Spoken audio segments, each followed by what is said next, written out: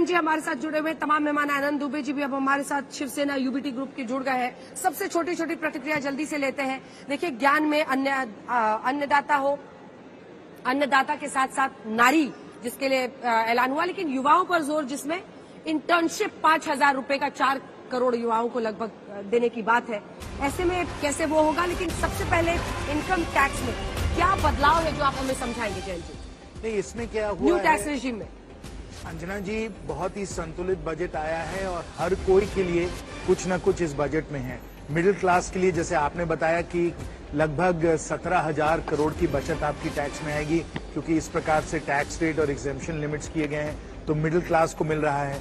युवाओं को जो स्किलिंग के लिए 2 लाख करोड़ का खर्चा होने वाला है, वो इंटर्नशिप अपॉर्चुनिटी आपको मिलेगी, ईपीएफओ का आपको सब्सिडी मिलेगी, तो युवाओं को दिया गया है।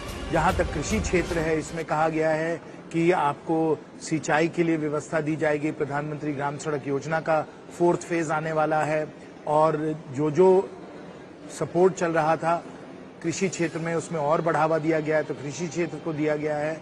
और साथ साथ मैन्युफैक्चरिंग में जो बेसिक कस्टम्स ड्यूटीज कम की गई है, इन्वर्टेड ड्यूटी स्ट्रक्चर को ठीक किया गया है और जो प्रोत्साहन कई और क्षेत्रों में दिए गए हैं, टेक्सटाइल्स की जिक्र हुई, आपको इलेक्ट्रॉनिक्स मैन्युफैक्चरिंग की जिक्र हुई, एमआरओ सर्विसेज की जिक्र हुई, तो हर क्षेत्र में बड़ा संतुलित बजट बना है और हर क्षेत्र में प्रोत्साहन दिया गया है, जिसमें कि पूरा जो है अर्थव्यवस्था अच्छी तरीके से ठीक है। पिछला टैक्स रेजिम और इस बार को जब हम कंपेयर करेंगे तो हमें पता चलेगा कि वाकई कितना फायदे में ये मिडिल क्लास के लिए ट्रांसलेट हो रहा है।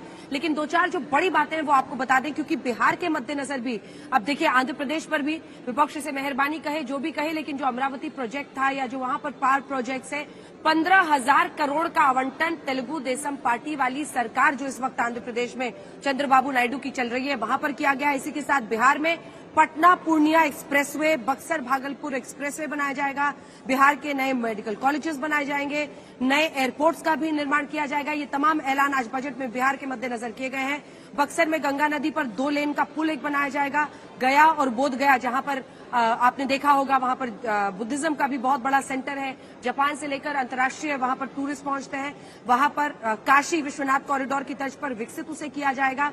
इसी के साथ राजगीर को का भी विकास किया जाएगा। वहां पर भी बहुत बड़ा रिलीजियस हब है राजगीर में। नालंदा को टूरिस्ट सेंटर बनाया जाएगा। बिहार की जो पीर पैंती है, वहां पर एक नया 2400 मेगावाट बिजली संयंत्र स्थापित करने सहित बिजली परियोजनाएं, जिस पर लगभग 21,400 करोड़ रुपए की लागत से शुरू की जाएगी। वहीं आप आ जाइए आंध्र प्रदेश पर, जो कि सहयोगी सरकार है इस बार गठबंधन में, टीडीपी। वहां पर पोलावरम जो सिंचाई परियोजना है उसको पूरा किया जाएगा। ये तमाम dream projects, Amravati new capital city Chandrababu Naidu वहां बना जाते हैं, उसके लिए भी बात की गई है।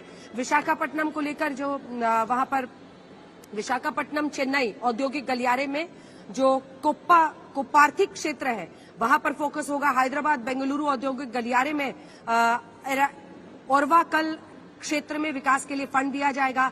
वर्तमान वित्तीय वर्ष में 15,000 करोड़ रुपए का आवंटन किया गया है सिर्फ आंध्र प्रदेश के लिए। तो बिहार और आंध्र प्रदेश पर जोर दिख रहा है, लेकिन इसका यह अर्थ नहीं है, आपने देखा होगा, चाहे वो असम हो, झारखंड हो, पश्चिम बंगाल हो, तमाम ऐसे राज्यों को भी मदद की बात की गई है। लेकिन यहाँ पर एक स्पेसिफिक हाई वोल्टेज जिसको कहा जा सकता है आवंटन हम देख रहे हैं एक मुश्त इन 2 राज्यों में और वहां की स्कीम्स। लेकिन इसी के साथ साथ एक बार फिर से अगर हम टैक्स स्लैब पर आए, जो बड़े बदलाव दिखाई दे रहे हैं, क्योंकि अभी से ही आप देख रहे हैं जो पहली नौकरी पक्की वाला कांग्रेस उससे कंपेयर कर रही है कि ये जो इंटर्नशिप वाला प्रोग्राम सरकार लाई है।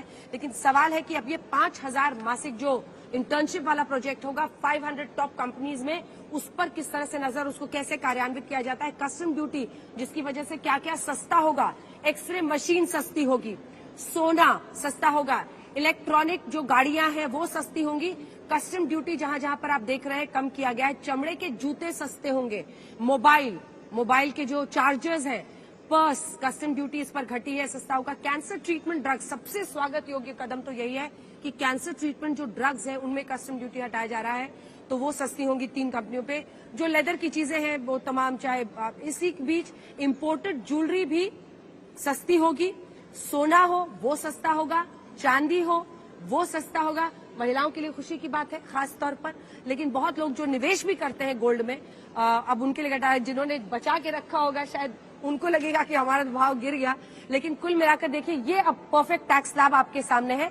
3 लाख तक की आय पर आप कर मुक्त कर दिए गए हैं, आपको टैक्स नहीं देना है। वहीं 3 से 7 पर 5% है, 7 से 10 पर 10% है, 10 से 12 लाख अगर आपकी आमदनी है तो आपको 15% देना है। अगर 12 से 15 लाख आपकी आमदनी है तो आपको 20% देना है और 15 से ऊपर वालों को 30% उनके लिए टैक्स लगेगा। तमाम मेहमान हमारे साथ हैं। सबसे पहले टैक्स स्लैब में जो बदलाव हुआ है उस पर बिजॉन जी छोटा छोटा कमेंट जल्दी से।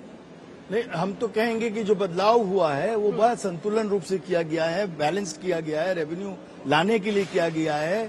और हम तो एक शब्द में एक सेंटेंस में हम कहेंगे ये बजट रिफॉर्म्स बजट है। हम लोग रिफॉर्म्स की तरफ जा रहे हैं जहां पर हम लोग सिंप्लीफाई करने का कोशिश कर रहे हैं और ये कोशिश कर रहे हैं कि ज्यादा से ज्यादा लोग टैक्स के नेट में आ जाए, लेकिन खर्चे भी जो हो वो बड़े फोकस्ड हो। यूथ के पॉकेट में पैसे देना एक बहुत बड़ी बात है जो अब इसमें दिख रहा है। तो हम तो चाहेंगे कि और भी कंज्यूमर्स जिसके पॉकेट में पैसे आए वो बढ़ रहा है। कंज्यूमर स्पेंडिंग पर थोड़ा जोर दिख रहा है, which is very good. Very good. पूरे इकोनॉमी में जान आएगी, लोग पैसे खर्च करेंगे, बिल्कुल बिल्कुल। जैसे उनके पास और पैसा होगा, स्पेशली स्पेंडिंग सशक्तिकरण